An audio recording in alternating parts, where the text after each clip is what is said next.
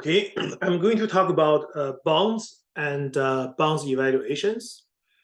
This chapter, there are some of the learning objectives. So first, we're going to talk about the bonds and the bonds valuation. And we are going to learn about the features of bond and introduce how the bonds are rated. And there are different types of bonds as well. And then we want to introduce the bond markets, the inflation and the interest rates, and also what are the determinants of the bond yields. So bond, okay, for bond, there are some basic definitions. So the face value, the par value, we also call the face value. These are the lump sum payment, okay? Lump sum payment. So what is a bond? So the bond, they will, when you invest into a bond, okay, so they will, you purchase the bond and they will return you with interest payment, okay? So you have interest payment on a regular basis, okay? Could be monthly, quarterly, yearly, semi-annually, right? Depending on the contract of the bond. So you have all these annuity, those are the interest payment. And at the very end of the time, that's the maturity date. Okay, this is a maturity date. This is the time the contract will end, okay? So this is a time, in addition to the regular interest payment, there's gonna be a lump sum payment, okay? So this is the face value of the bond. Okay, it only be paid at the very end of the contract on the maturity date. Okay, so that's the face value, and that's the lump sum payment. And this interest payment, okay, this interest payment, we also call it coupon payment. Coupon payment, okay, is determined by the face value we just talked about, the lump sum, times the coupon rate, okay? This coupon rate is the rate of return promised by the bond issuer. So if you purchase the bond from the bond issuer, and this is the rate specified in the purchasing contract, okay? So this is the rate of return promised by the bond issuer. Note, this is not the yield rate, right? This is not the market rate. So the coupon payment, the interest payment, goes with the contract. It does not go with the market, okay? It goes with the contract, and is calculated based on the coupon rate multiplied by the face value. And the yield to maturity, this is the discount rate, right? This is the R. Sometimes we say the interest rate, right? So this is basically the market rate promised by possessing the bond, okay? So these are the basic concepts. How do we figure out the bond pricing equation? So the bond pricing is just calculate the present value of the bond. So it has two components. The first is the present value of the coupon payment annuity. And in the previous chapters, we have learned what is the calculation of the present value of annuity, right? Ordinary annuity. And the last one, the second component, this component, that's a lump sum payment, the F representing the face value. Okay, so the present value of future face value is equal face value divided by 1 plus discount rate to the power of t. Okay, so that's the present value, right? That's the present value of future money. So when you add them together, that's basically how to price the bond. Okay, so let's take a look at this question. Consider a bond with a coupon rate. So this is the contract rate. Coupon rate is 10%. The coupon paid annually. So that's the frequency of payment annually. The par value is 1,000. Remember, the par value is also the face value. So that's 1,000. And the bond has 5 years to maturity. So the N equals 5. The yield to the maturity is 11%. So that's the discount rate, the rate of return. What is the value of the bond? So we're going to apply that formula. Price equals, so we first go with the coupon payment, C. Okay, so then there's a division.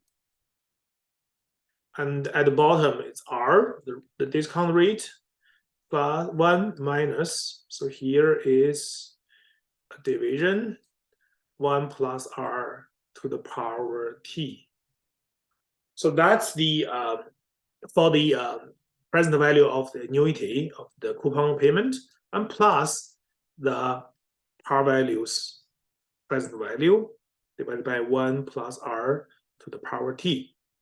Okay, so in this case, coupon payment is C, that's equals coupon rate 10% annually times face value 1,000. So that will be 100.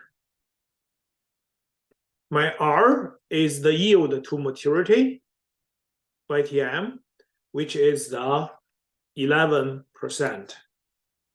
Okay, 11%. My T is N, which is 5 years, right? The frequency is on annual basis, right? What other information do we need? That's it. So now let's bring this number, 100 multiplied 1 minus 1 divided by 1.11 to the power of 5 divided by 0.11 and the plus 1,000 divided by 1.11 to the power of 5. Okay, so that's the formula. So let's take a look. What is the result when you use this formula? Okay, so when we calculate the price, it has two components. One is the present value of the coupon payment annuity. The second is the present value of face value. So this gives me a value of $963.04. So apparently the face value is 1,000. So the price is actually lower than the face value, right? 963 is lower than 1,000. This means this coupon is issued at a discount, okay? So why the coupon is issued at a discount? Why? Because they are promising a coupon rate 10%, which is lower than the market rate, 11%, okay? So if in the market, they can earn 11%, they are not going to buy from you, right? Because you only promise 10%, lower than the market, 11%. In order to make your bond attractive to the investors, you have to discount the price, right? So you discount. So it's lower than the face value 1,000. You can also calculate this using a calculator. In this case, N equals 5. I/Y, that's 11. That's the rate of return. R, payment is 100. That's the coupon payment. Future value, that's the face value. Lump sum payment is 1,000. And then you compute the present value is negative 963%. The reason the negative sign representing the opposite cash flow direction to the payment and the future value. So when you pay, this is from the payment, it's a coupon payment from the bond issuer. So this is the cash inflow to the investor. Investors received this 100 coupon payment, received this 1,000 lump sum payment on the maturity date. The present value is the price. The price means the investor has to buy. So the investor has to pay this money. So that's the cash outflow. So therefore, this is a negative number. Okay, now let's take a look at this example. Suppose you are looking at a bond at a 10% of coupon rate and face value 1,000. There are 20 years, so n equals 20 to maturity. And the yield to maturity rate is R is 8%.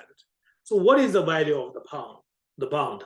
So value price equals coupon payment. So coupon payment is coupon rate 10% times face value, right? So coupon payment. This is always the same, okay? That equals the coupon rate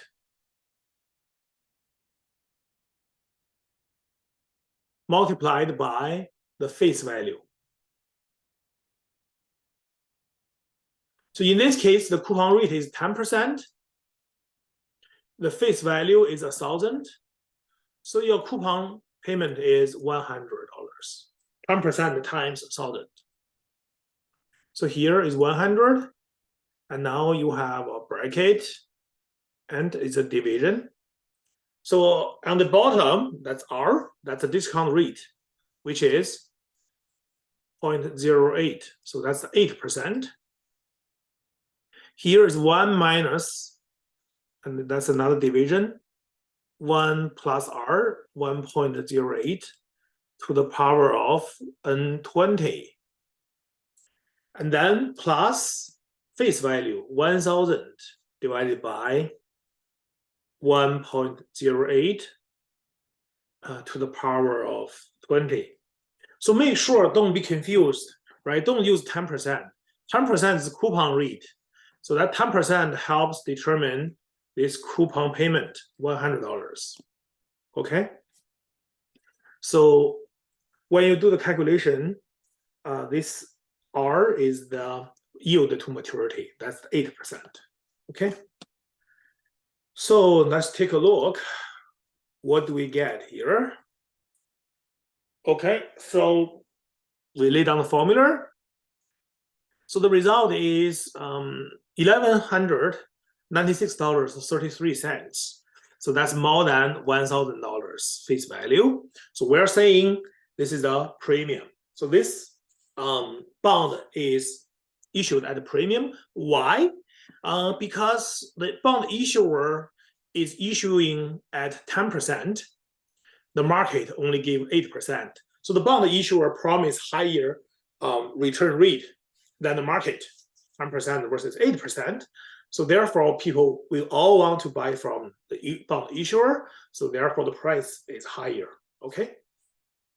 You can also use calculators. So N equals 20. The rate equals 8%. Payment is $100. Future value is 1,000. And you calculate present value, which is negative $1,196.36. Okay, so now let's take a picture.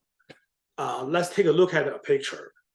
So assume the coupon rate is 8%, face value is 1,000, and time to maturity is 10 years. Okay, so coupon rate times face value, that's 8% times 1,000. That's the $80 coupon payment. Okay. So, and my T here should be 10. Okay. 10. And my face value here is 1,000. So this is the function, the price as a function of the yield to maturity. So what's the relationship between the price and the yield to maturity? If the coupon rate is 8%, face value is 1,000, T equals 10. So that this function is representing this relationship. So let's draft this as a picture. Okay. So you can see that the price, okay, goes down. The price goes down as the interest rate goes up. So remember, I talked about a seesaw analogy, right? analogy, a seesaw analogy. So basically, if your interest rate are go up, the price will go down. Okay, this is like a seesaw analogy. So if on one end the return rate, okay, the yield to maturity rate is up, then the price will come down. So you can see when the interest rate is going up to the right, this rate is going up, and the price comes down, right? Okay, so the price will equal to the face value when the coupon rate equals to the yield rate. So we know the coupon rate is 8%. So we predict that when the yield rate is at 8%, that price should be the face value. Okay, so 8%. So you can see that my price is issued this is a par, right? This is a par, right? So when the yield rate is 8%, which is equal to the coupon rate 8%, the bond will be issued at the face value, right? This is the face value, 1,000. And anything above, this will be the premium zone, right? Anything below, that's the discount, okay?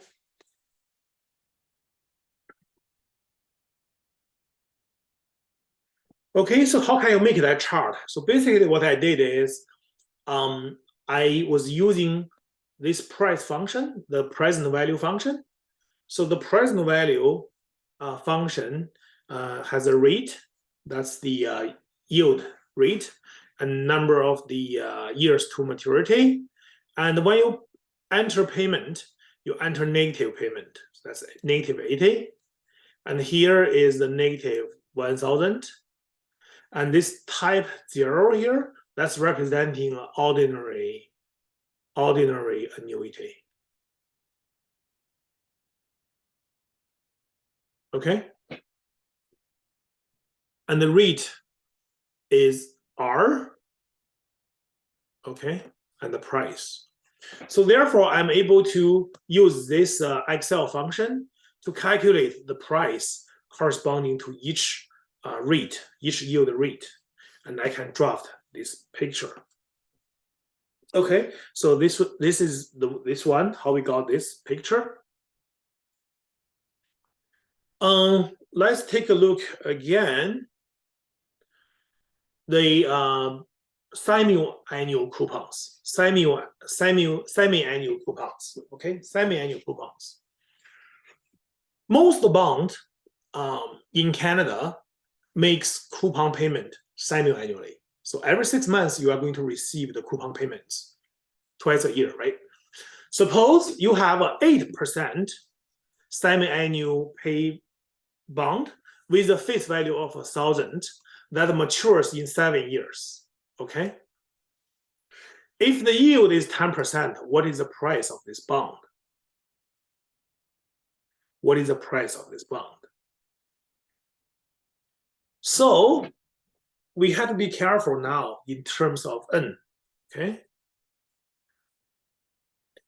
There are 7 years to mature. How many coupon payment you are going to receive? Okay, each year, because this is a semi-annual payment, so each year you're going to receive 2 coupon payment.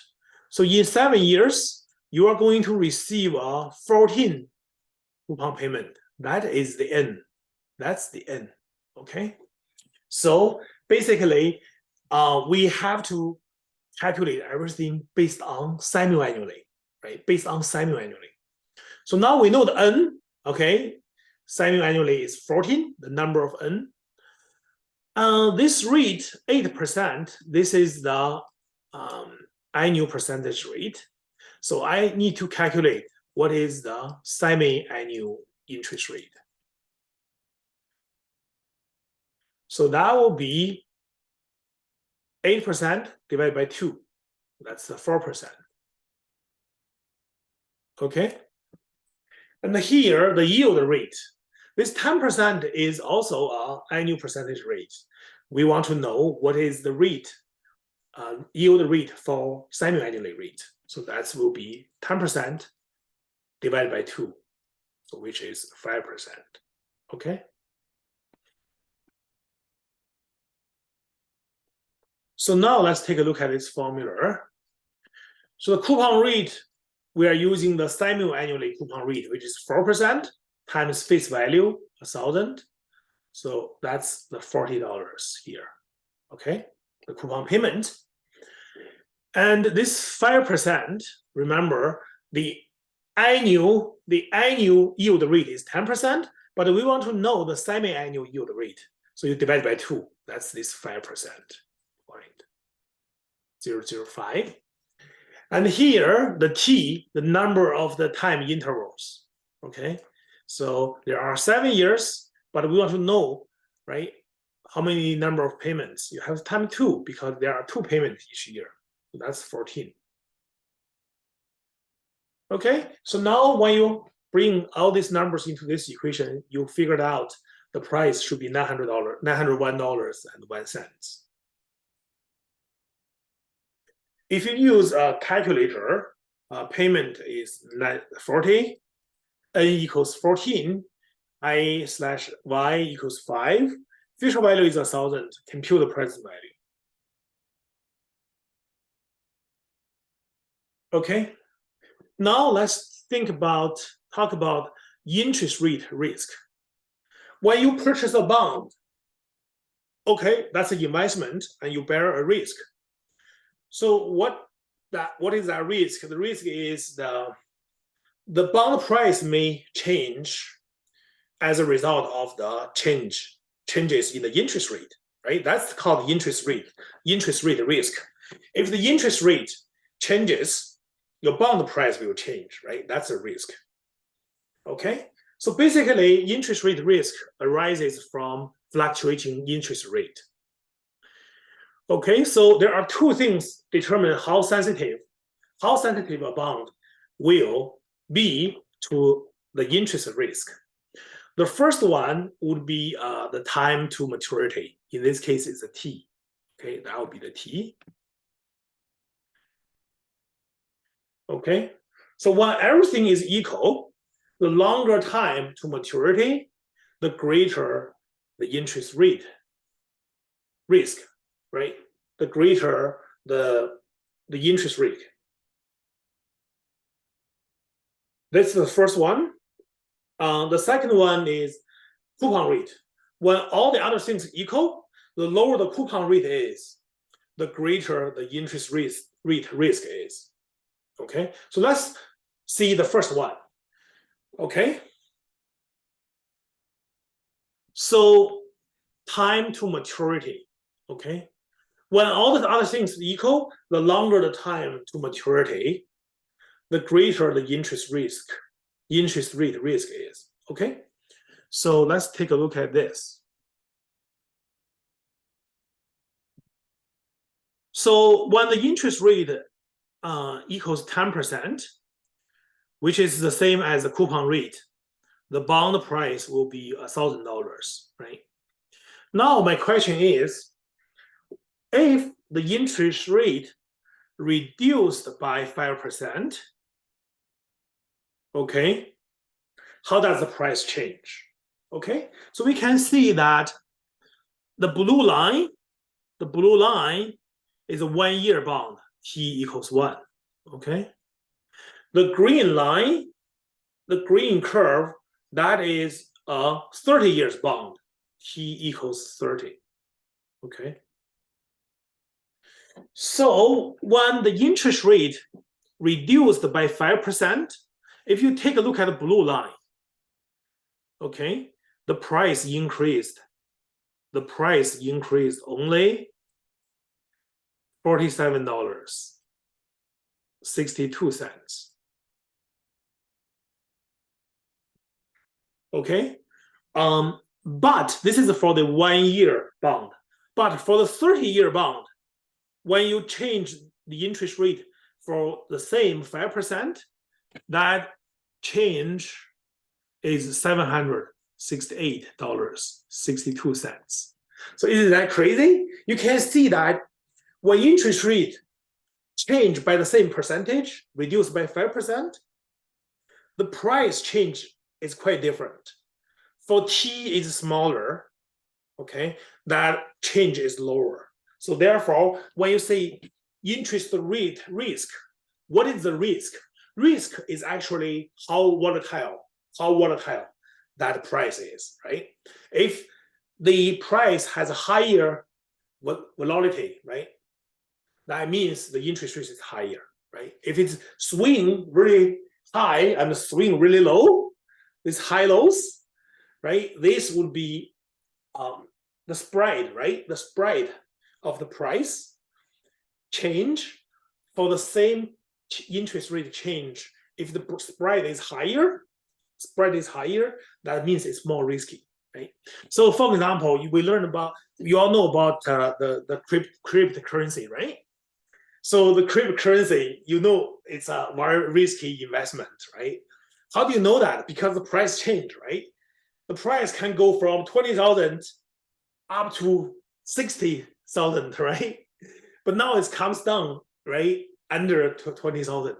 So for the risk, right? Risk, it can be measured by how fluctuate the degree of the fluctuation of the price. Okay, so you can see that the blue line is the 1 year and the green line is the 30 year, right? So when you compare to the face value 1,000, okay, so if your interest rates changed from 10% to 5%, okay, the blue line changed very little, but the green line swings really high. So the green line has higher risk, right? So when the T is higher, the greater the interest rate is higher. So this is what I'm saying. The longer the time to maturity, okay, the greater the interest rate risk is. Okay, sorry, there's missing a word, risk. So in this, you can see this very clearly. When T equals 30 versus when T equals 1, right? And the price change is significantly more than when T equals 30 compared to when T equals 1. Okay, so that explains. Okay, so another thing would be the coupon rate. Okay, so second, the coupon rate. So when all other things equal, the lower the coupon rate is, the greater the interest rate risk is. Okay, so let's take a look. So if the coupon rate is 4%, okay, my price equals $1,000 when R equals 4%. So if I go reduce by 2%, the price is $1179.65. If I increase 2%, the price is $852.80. So similarly, for the coupon rate equals 8%, so when the R equals 8%, you are issued at a price here, the face value. If that reduced by 2%, goes to 6%, 1147.20. If it's increased by 2%, 877.11. So when I compare this change, right? Here is 179. Here the change is 147, right? And now this increase is 147, and this decrease is 122.89. So when you compare the change, right? So this change is 147, but here is 179. And the decrease is 122, but here is 147. So you can see that the change is greater in both directions when the coupon rate is 4%, when the coupon rate is lower. So when the coupon rate is lower, okay, you move the interest rate by 2%, okay, the price change is greater than when you do the same thing for the coupon rate equals 8%. So let's take a look at this graph, it will be more clear. Okay, so here is 1,000. For the blue one is 1,000. So this is the time when the yield rate equals coupon rate. You are issuing the bond at the par value 1,000. If you reduce the yield rate by 2%, okay, and this is how much the price increased. And you can compare, right? You can compare these two, right? You can, obviously, this increase is greater for the 4% than the 8%, right? And now, when you increase your interest rate by 2%, you notice that the price is down. And you can see that this price down for the 4% is greater than the price down for the 8%. Okay? So what happened is when coupon rate is lower, okay, if the yield rate, okay, changes by 2% from the coupon rate, what happened is the price change is greater for the 4% than the 8%. This tells us that when everything else is equal, when the coupon rate is lower, the price is more sensitive to the interest rate change. Okay, so that's what I'm trying to do. I'm trying to use those to illustrate this second point. Okay, when the coupon rate is lower, the price is more sensitive to the interest rate change. Okay.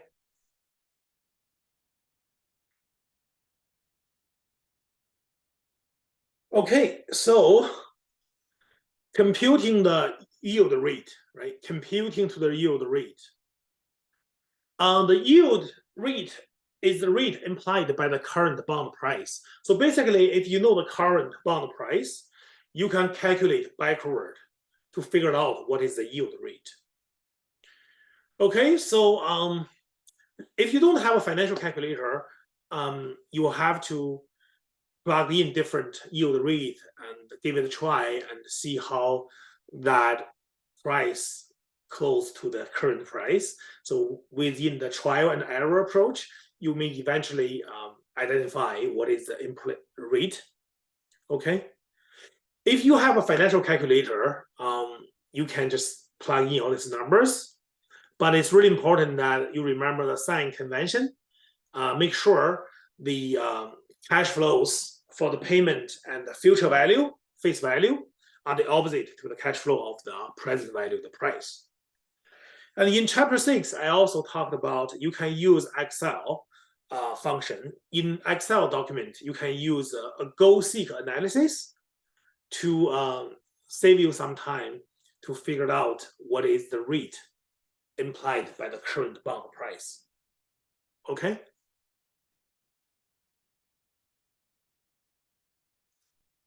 Let's see this example. Consider a bond with a 10% annual coupon rate.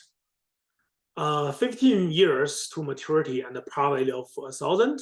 The current price is $928.09.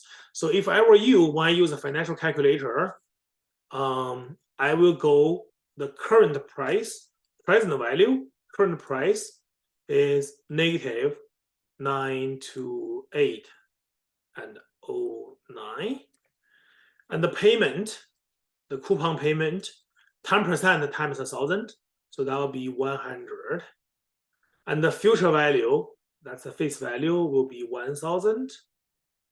Okay, and n will be the number of years to maturity equals 15. Okay, and now you can compute I/y.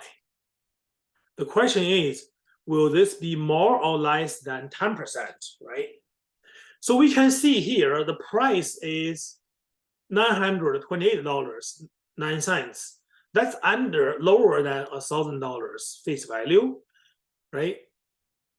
So this is the discount. So why is the discount, right? Discount means the bond issuer's interest rate, coupon rate is lower than the market rate. So the market rate has to be more than the coupon rate,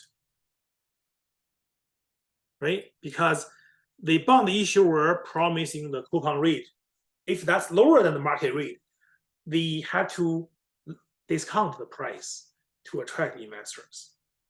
Okay, so once you do that, you will know that this is 11%. So you will know that this is 11%. Okay, 11%, more than 10%, more than the coupon rate, 10%. Okay. Now let's take this example. The yield to maturity with semi-annual coupons. Suppose a bond with a 10% coupon rate, semi-annual coupon, have a face value of 1,000, 20 years to maturity, is selling for this. Okay, so this time is more than $1,000, more than the face value, right? More than the face value. So that means this is a premium, right? Premium means lots of people want to buy this bond, right? Therefore, they increase the price. That means their coupon rate must be more desirable, higher than the yield rate. So the coupon rate is 10%, the yield rate will be less than 10%. So to answer this question, the yield rate will be less than 10%. What is the semi-annual coupon payment? Okay, what is the semi-annual coupon payment? So what happened here is, what is the semi-annual coupon payment? So the coupon rate 10%, that will be the annual coupon rate, right? So the semi-annual coupon rate would be 5%. Okay, so how do I get 5%? 10% divided by 2. And this multiplied by $1,000. That would be your semi-annual coupon payment, right? $50.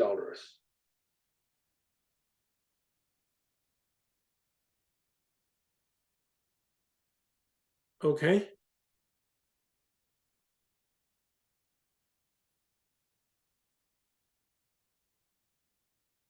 Okay, so now we know N equals 40.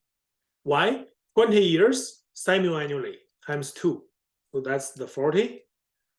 Present value, you use the negative 11.97, 93. Payment, we just calculated, that's 50, right? That's 50. So that's 10% divided by 2 times 1,000. And face value, future value is 1,000. And then you compute the interest rate. IY equals 4%. But the 4% is not annual yield to maturity, right? Because this calculation is based on semi-annually. So what is the yield to maturity annually? So you have to multiply by 2. So 4% times 2, that's the 8%. Okay, so we also mentioned about some of the pricing theorems. Bonds of similar risk and maturity will be priced to yield about the same return, regardless of the coupon rate. So essentially, the yield rate is determined by the risk you are taking, right? So remember, higher risk, higher return. So if you have the risk really determines the risk really determines the yield rate. Okay. So if you know the price of a bond, you can estimate its yield to maturity, and you use that to find the price of the second bond, right? So how to find a bond? So if you find another bond has a price and the risk level is similar to this bond, you can use the price of another bond to work backward to figure out the yield to maturity, okay, and then use the yield to maturity, the same yield to maturity for the bond of interest to calculate the price. So this concept of valuation is not only limited to is not just limited to the bonds. There are some other assets, right? There are some other assets you could also use this approach for the valuation. Bond price with the spreadsheet. So you can use Excel, the spreadsheet, to figure out the bond price and just pay attention to some of these functions in the Excel: price, yield, okay? Price and the yield. What are the differences between debt and equity? So what is the debt? Debt refers to the fundings owed by the company towards another party called the bondholders, right? So the bond issuers, right, they issue the bond to the investors, and these investors, once they purchase this bond, they are the bondholders, right? So you owe money as a company. If you issue the bond to the bondholders, you owe money to the bondholders. That's a debt, okay? But these bondholders does not have any voting right in your company, okay? And you are paying interest expenses to the bondholders, right? So you are making interest payment, coupon payments at a regular basis to the bondholders. These are the interest expenses, right? And it's considered as the expenses for doing business. Therefore, it's tax deductible. The bondholder can hold the bond issuer accountable if the bond issuer cannot make the payment, interest coupon payment on time. The bondholders can take legal actions against them. Excess debt can lead to financial distress and bankruptcy, right? So considering right now the interest rate is very high, right? The families in Canada, the household, they are taking over excessively amount of debt. When the interest rate is higher, the monthly interest payment will be high. So that really causes a lot of people nowadays under a huge stress, right? Hopefully, they don't have to claim a bankruptcy, right?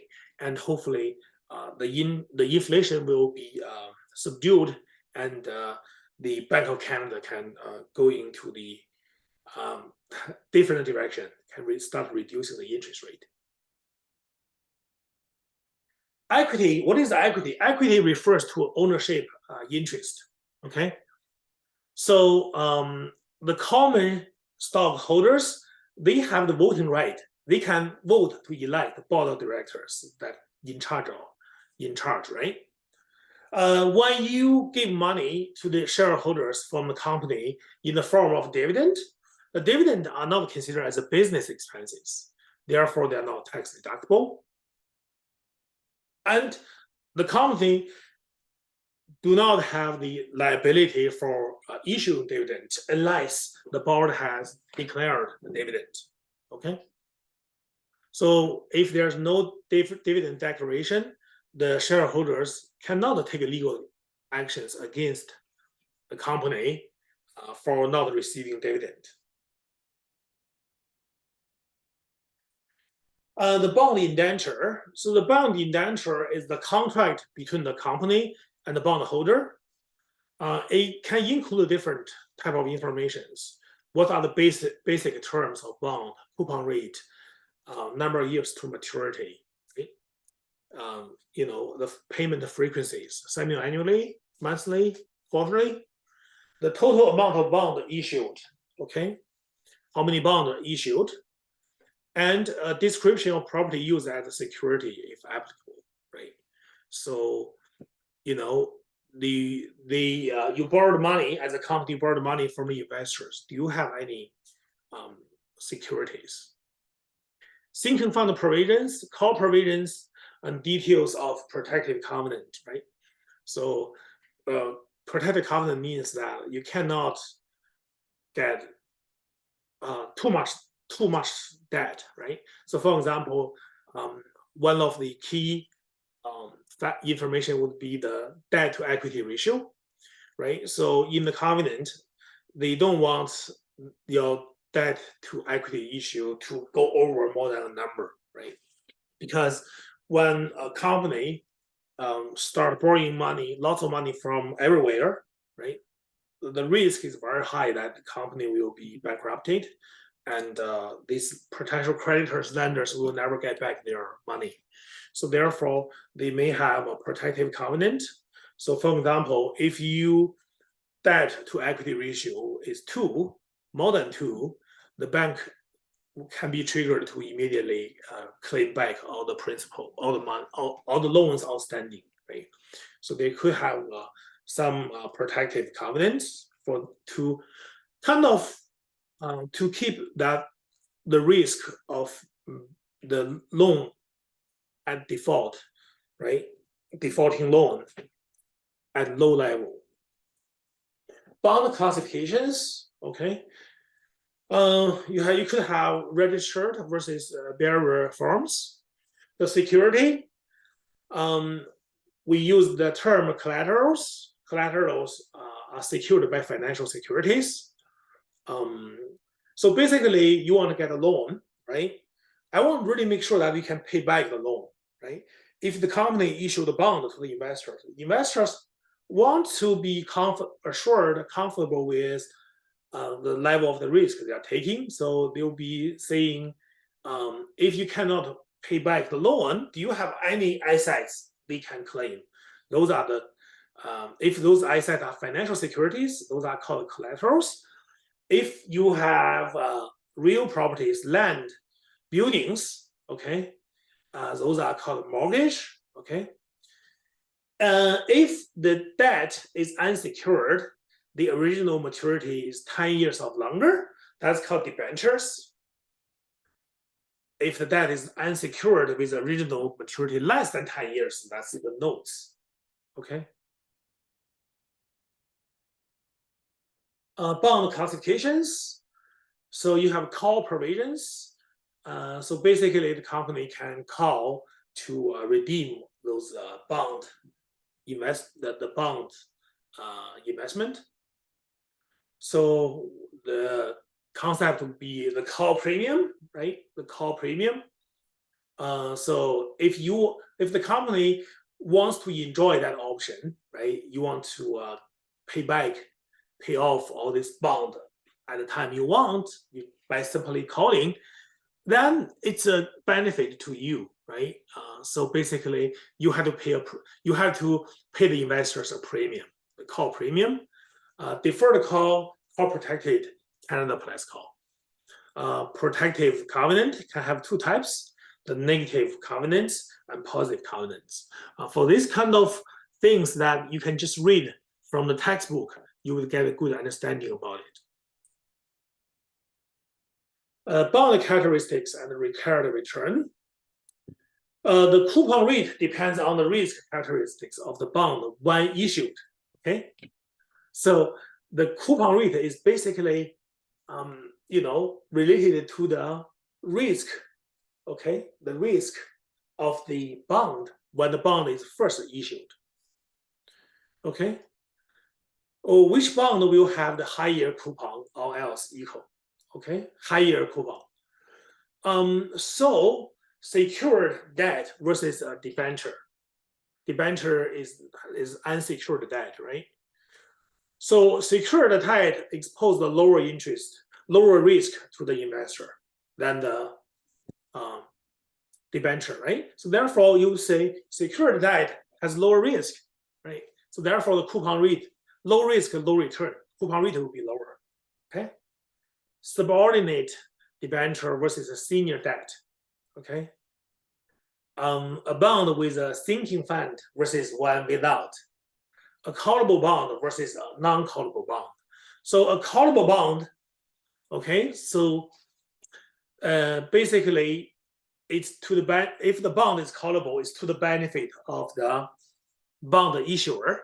Okay, so therefore, if it's good to the bond issuer, the bond issuer should promise more money to the investor, right? So therefore, the coupon rate will be higher for the callable bond. Bond ratings for the depending, this ratings describes the investment quality. So the high grade would be AAA or AA. Okay, what does that mean? They have a strong or exceptionally strong capacity to pay, right? They have enough sources to pay off the debt. Medium grade, that's the A or triple B. Okay, A is capacity to pay is strong, but more susceptible to changes in the circumstance. Okay, triple B is capacity to pay is adequate. Adverse selection will have more impact on the firm's ability to pay. Maybe I want you guys to do some kind of research homework. Just Google, see what is the ratings for Canada. Okay. For the lower grade bond ratings are speculative, very high risk because speculative. So double B, B, triple C, double C. Okay. So they consider the speculative with respective to capacity to pay. And the very low grade is the C and the D. So C are in immediate danger of default. It's very dangerous now. And D in default with principal or interest in arrears. So in D is already default. Okay, it cannot be worse than a D. Some different types of bonds, stripped or zero coupon bonds, so they don't make any periodical coupon payment. Okay, coupon rate is 0. So the entire yield to maturity comes from the difference between the purchase price and the par value. Because the coupon rate is 0, it's lower than the yield rate, so you have to sell it as discount. It can never be more than the par value, the face value. Sometimes these bonds are called zeros or deep discount bond, not just a discount bond. It's because the coupon rate is 0%, no coupon rate. This is the deep discount bond. Bondholder must pay taxes on accrued interest every year, even though no interest is received. Okay, so the interests are accrued, right, year by year, even though you don't receive the cash payment, but you still, this is still your earnings. You still need to pay tax on the interest earned, even though you never receive the cash, but eventually you're gonna receive the cash, right? Floating rate bond, in this case, the coupon rate flows depending on some index value. So therefore, the price risk is lower, right? Because the coupon rate floats. So the price risk, is lower, right? It's lower. When the coupon rate flows, it's less likely to differ substantially from the yield to maturity. So what happened is, when the coupon rate is floats, it flows according to the yield rate, right? So when these two are pretty close, that means the price should be very close to the par value, once the par value. So if it stays around the par value, right? So that means it's lower risk, right? Lower risk. No big swings up, no big swings down, right? If it's just the coupon rate just close to the yield rate because it's floating, right? So therefore, the price should be just around the face value, no big swings. Coupons may have a collar. The rate cannot go above a specified ceiling or below a specified floor. So we are saying, right, this flow is, we put a limit on this flow because it has an upper limit versus a lower limit. Okay. Bond market. So primarily, there's over-the-counter transactions with dealers connected electronically. There are extremely large number of bond issues, but generally low daily volume in single issues. Okay.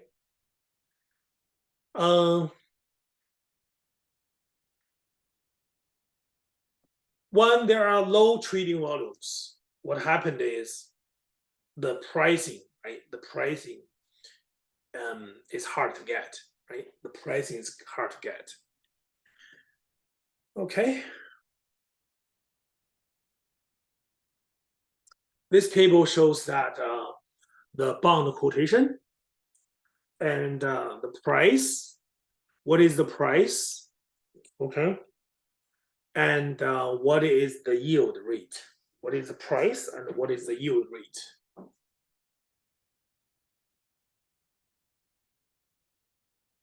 Inflation and interest rates. What is the real rate of interest? The real rate of interest will be the one compensated for changes in the purchasing power, right? So 100 years, $10 is worth a lot or more than today, right? So when the real rate of interest, you have to compensate for the change in the purchasing power due to the inflation, right? The nominal rate of interest are the quoted rate of interest. So they include both compensation for change in purchasing power and inflation. So the Fisher effect defines the relationship between the real rates, nominal rates, and inflation. Okay. So if we assume, let's nominal rate to be the capitalized R, big R, real rate to be the small r, and H is the expected inflation rate. So 1 plus nominal rate should be the multiplication of 1 plus real rate and 1 plus inflation rate. Okay, so 1 plus R, this is the nominal rate, equals 1 plus little r, small r, that's the real rate, and 1 plus inflation. So if you break this bracket, 1 times 1, that's 1, and 1 times r, that's r, and 1 times h, that's h, and the plus r times h. Okay, r times h. If r and h are very small, the multiplication of r and h will be even smaller to the level that you can ignore it to be 0. So now you have a simplified equation. 1 plus r equals 1 plus small r plus h. So r equals r plus h. This is the condition that when both r and h are small. So for example, if we require a 10% the real rate, so that's r equals 10%, the inflation h is 8%. What is the nominal rate, right? So the nominal rate would be 1 plus r and equals 1.1 times 1.08. So now you solve this, r will equal to 18.8%. If you use the quick short form, r equals small r plus h, so that will be 10% plus 8%, that is 18%. So 18% is a good guess to the real number, 18.8, but the difference is 0.8, still very significant. The reason why the difference 0.8 is there is because this 10% times 8%, that's the 0.8. So when these rates are big, right, this short form doesn't work very well. We're going to have a huge error. Okay. So when your small r, the real rate and the inflation rate are large, you just use the original formula.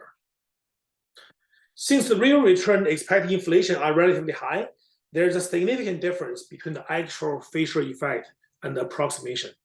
So this is the actual facial effect, and the approximation is 18%. The difference is 0.8%, which is quite significant.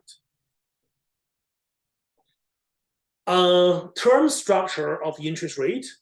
So term structure is the relationship between time to maturity and the yields when everything else equal.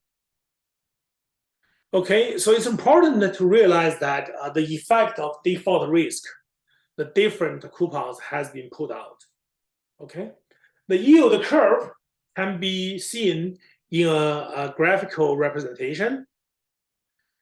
So when the inflation is high, when the interest rate is low, okay, the inflation is high, okay. So what happened is you have a real rate, okay, you have a real rate, and the inflation is going up. Okay, you can see that the inflation is going up following a straight line. Okay, so that's the yellow area. And the green area, you can see that that's a curve. Okay, that's like a curve. The interest rate premium is increasing as the time to maturity is greater. So I have shown you this before, right? The interest rate premium, right? How much interest rate you are taking, depending on the time to, everything else equal, depending on the time to maturity. The longer the time to maturity, the greater of the interest risk is. Therefore, the premium is higher. So you can see the premium, interest rate premium here is only this much, but when it's go to the right side, it's much bigger, right? The spread. So this is the upward sloping term structure. It could be right now the interest rate is very high, and now the inflation is coming down. So kind of like what the government is trying to achieve now, to introduce this high interest rate, and hopefully that would depress the inflation rate. Inflation rate will go down. Okay, so this is a downward sloping term structure. Okay, factors affecting required return. Default risk premium. This is related to the bond ratings, right? When the bond rating is high, AAA, those are the good investments, right? So you probably will pay more premium. Liquidity premium, how frequently the bond can be traded. If you can trade the bond frequently, very quickly, you are taking less risk, right? So therefore, you are going to pay lower premium if you are paying lower risk. You are trading very quickly, right? Anything else that affect the risk of cash flows to bondholders will affect the required returns. Okay. Okay, so that is this chapter. Thanks for watching.